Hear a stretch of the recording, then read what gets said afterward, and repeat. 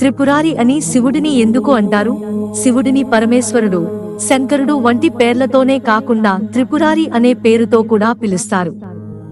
దీనికి కారణమేంటంటే, పూర్వం ముగ్గురు రాక్షసులు 3 ఎగిరే నగరాలను నిర్మించుకుని వాటికి త్రిపుర అని పేరు పెట్టారు. ఇవెప్పుడూ వేర్వేరు దిశల్లో ఎగురుతూనే ఉండేవి. ఇక ఈ ముగ్గురు రాక్షసులు ప్రజలనే కాకుండా దేవతలను సైతం నానా కష్టాలకు గురి చేసేవారు. రాక్షసులు భూమిపై బీభత్సం సృష్టించి అనంతరం తమ నగరాలకు వెళ్లిపోయేవారు.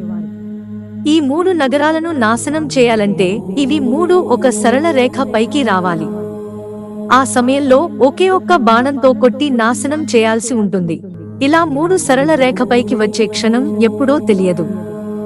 వీటిని నాశనం చేయడం అంత సులువేమీ కాదు. తమను ఎవరూ నాశనం చేయలేరన్న గర్వంతో మరింత బీభత్సం సృష్టించసాగారు. అప్పుడు దేవతలు శివుడిని ఆశ్రయించడంతో ఆయన రాక్షసులను సంహరించాలని నిర్ణయించుకున్నాడు.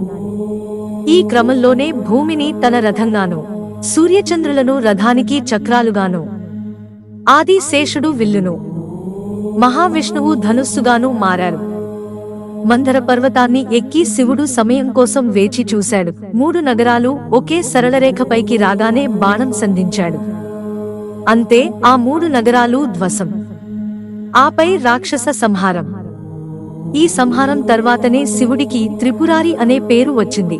మిత్రులారా, ఛానల్ సబ్స్క్రైబ్ చేసుకోవడం మర్చిపోకండి. ధన్యవాదాలు.